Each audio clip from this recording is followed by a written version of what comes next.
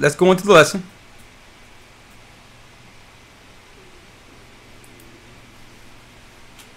If you want a 1611 with the Apocrypha, you can order that online, or you can just buy yourself a separate, like this. We so happen to have, you have the Apocrypha here. This is 14 books that was taken out of the Bible. Of course, your Christian churches were behind that. And we have here, excuse me, you okay? Sure. A 1611 that have the Apocrypha in it.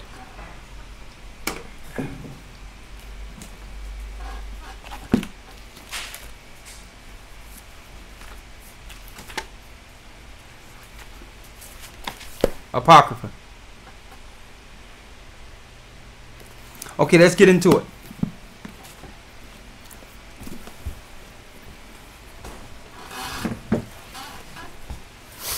Let's go to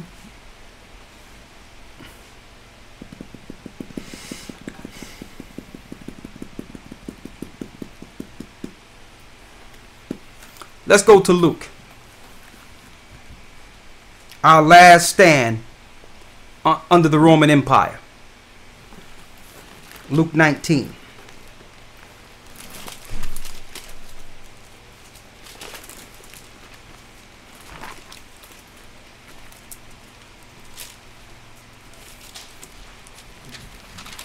What's it, 20? Yeah, 21 to 20. Luke, the 21st chapter.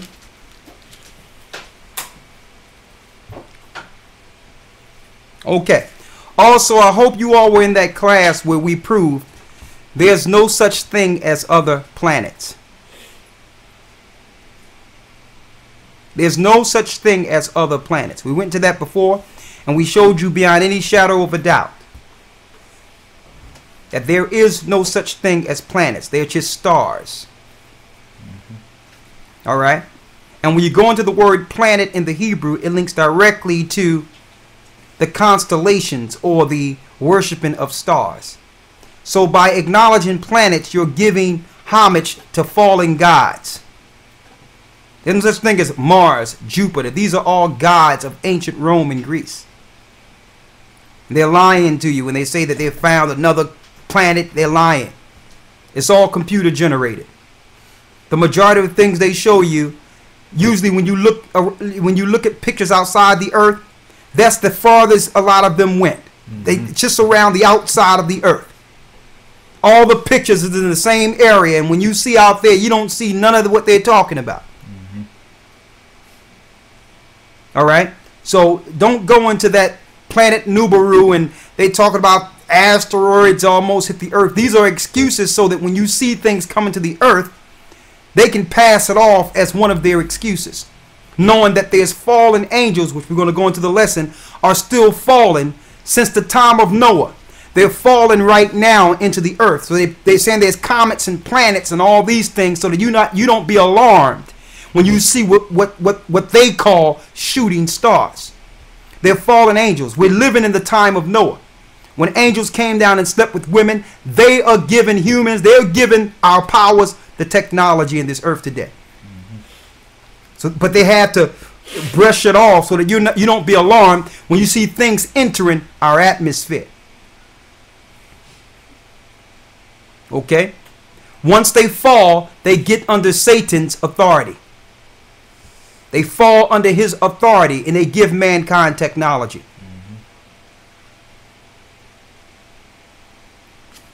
All right? And when you can link the planets and kings to the word wandering, where you see the wandering stars in the book of Jude, it's the same word, which is planets or planets. Fallen angels are the planets. Notice your Greeks, your Romans. Your Greeks and your Romans said they worship Mars, Zeus, Jupiter. All these different gods that we now call planets. Science is a joke. Science is a way to explain off the things we should believe in the Bible. On their television shows and all on their little program, they just throw out a little tidbit to keep the lies continuing. They'll say stuff like, well, you know, it was 100,000 years ago, or 1,000, you know, about 75,000 years. They just throw it in the TV show. Yeah, you know, our people, you know, we've been struggling for over probably about 50,000 years. Well, that comment only comes around probably about every 126,000 years.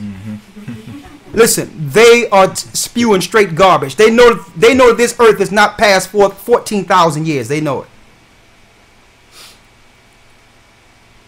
Okay? So, don't deal with the contradictions. And, you know, don't ever try to contradict the Bible. The Bible is the only thing that really stands in this earth today. And it's funny that the Jewish people who are supposed to be God's people, who are supposed to be the Jews, they're the people that are financing the institutions that are saying that this earth been here 100 billion years. So here it is. How do you expect me to believe that you are the people of the Bible when what you teach is against the Bible? If anything, if I were them, I would try to uphold the Bible, not bring some science in that'll contradict the book, and which claims that I'm the people. All right, let's go into it. All right, let's go to Luke 21.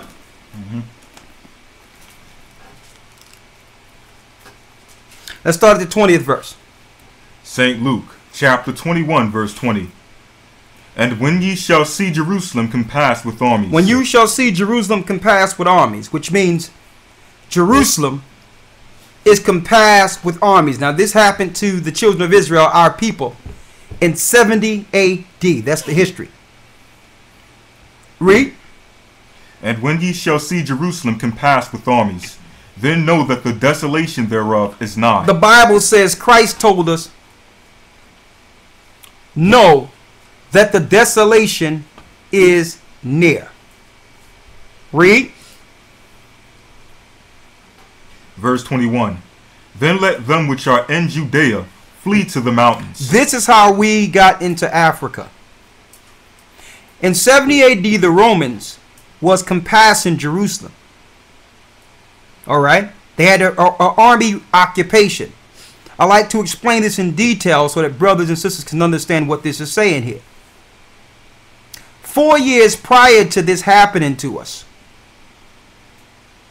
A matter of fact, it was 6 years prior. You had Nero, who burned about 6 to 8 block cities of Rome and blamed it on us. A false flag attack, the same way they did the World Trade Center, the same way in Germany, so-called Hitler burned the Reichstag building and blamed it on another European country to go to war. They did the same thing to us in 70 AD. There's nothing new under the sun. They claimed that the Christians, or the Jews, which are Christians, burned Rome, and they used that as a pretext to one day take us down in 70 AD. They do the same thing today, called false flags.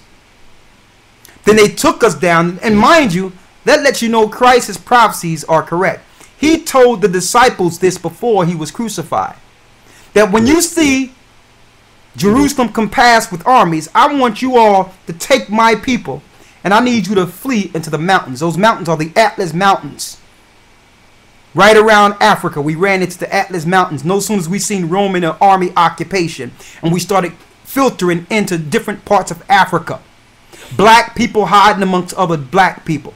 We couldn't go into the Europe areas, so we had to go and hide ourselves.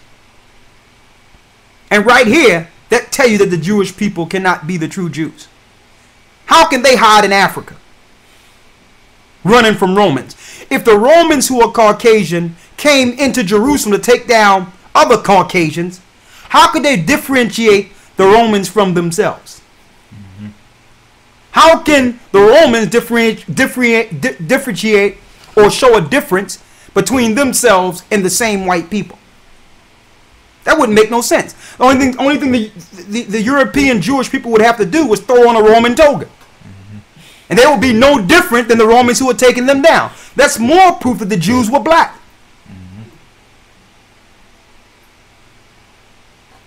But this is how they speak this off. Well, you know, y'all don't even believe in the Bible. Christ wasn't really real, and the Bible got too many contradictions. See, if you go that route, you'll never see the Jews within the Bible. You'll never see yourself. Okay? But when you really look into this Bible, you see it, you say, you know what? This is definitely us. Because there's no way, if we're the chosen people of the Most High, will we be coming up with science to discredit our own book. This must be us. Right?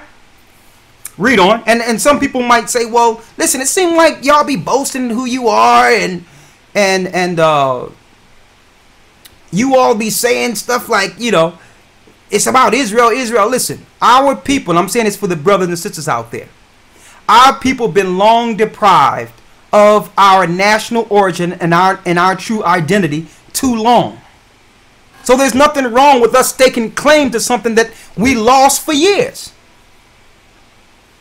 And you'll never know when a newer person might come through and have no hope. And they realize now why they're in such a condition they're in today based on the sins of their forefathers. That makes them want to correct the right of their forefathers. So that's why we keep bringing this out. Our brothers and sisters need to know who they are so that they can actually equate their circumstances to the book. They need that. Or it doesn't matter, like the churches say. And just stay lost and never understand why the earth is in its state like it's in the day, and then blame God and become an atheist. That's what they want. They'd rather you just, because if you learn about this all-loving God that really don't exist, and you see the earth in total disarray, you'll start asking your preacher, well, where's this loving God that take care of everything? Where do he exist at? And then that'll make you an unbeliever. That's what Satan wants. But when you know that the earth must go through peril to bring forth God's people, now you get to understand why things are happening in the earth the way it's happening. When you understand that if the Most High give you something and you break his covenant, and through that come curses, now you start understanding captivity and slavery and the reason for it. Let's get back with it. Read. St. Luke chapter 21 verse 20. Go ahead. Excuse me, verse 21. 21. Then let them which are in Judea flee to the mountains. Flee to where? Flee to the mountains. Flee to the mountains. The Israelites fled into the mountains. Read. And let them which are in the midst of it depart out. And let not them that are in the countries enter thereinto. Now, for those that didn't follow Christ, they just stayed in Rome. They just stayed in Israel. They just relaxed right there until the Romans took them down. And look at what they did. Rome encamped around Masada for 7 years and didn't let in any food or water. They starved them out, and they made sure they couldn't get any water. The only water they got in Masada was through rain. The people started starving to the point where the women were eating their own children.